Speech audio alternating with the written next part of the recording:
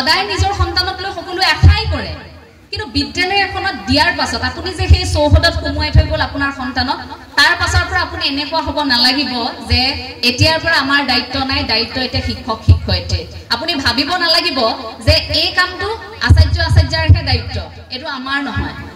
আপোনাৰ সন্তানে বিদ্যালয়ত কি কৰিছে কি পঢ়িছে কোন গৰাকী আচাৰ্যৰ সৈতে কথা পাতি ভাল পায় সেই কথাবোৰ জানিব লাগিব কিয় জানেনে সেই ক্ষেত্ৰটোতে আহে শিশুৰ মনস্তত্বৰ অধ্যয়ন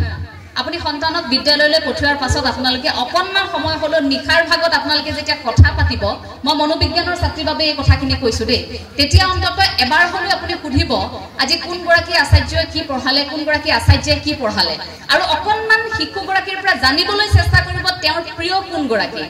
কোনে পঢ়ালে তেওঁ বেছিকৈ বুজি পায় তেওঁ এটা বিষয় বুজি নাপায় ধৰি লওক গণিত মই আগতে গণিত খুব বেয়া পাইছিলো গণিতৰ আচাৰ্য অহাৰ লগে লগে আমিতো শ্ৰেণী কোঠাত সোমোৱাৰ লগে লগে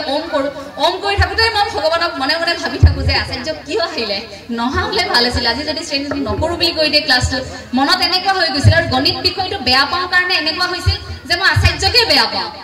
আচাৰ্যক দেখিলেই বেয়া লাগে ৰাস্তাত কৰবাত দেখিলেও মানে পলাম যেন এতিয়া এনেকুৱা লাগে আৰু মই বুলিয়েই নহয় আমি গণিত বেয়া পোৱা যিসকল আছিলো সকলোৱে এনেকুৱা হৈছে যে আচাৰ্যক দেখিলেই ভয় লাগে অৰ্থাৎ আমি বিষয়টো বেয়া পাওঁ বিষয়টোৰ সৈতে আমাৰ সম্পৰ্ক এটা আছে গতিকে বিষয়টো বুজি নাপাওঁ বেয়া পাওঁ কাৰণে এনেকুৱা হয় যে আচাৰ্যগৰাকীৰ প্ৰতি আমাৰ ধাৰণাটোৱে বেয়া হৈ গৈছিল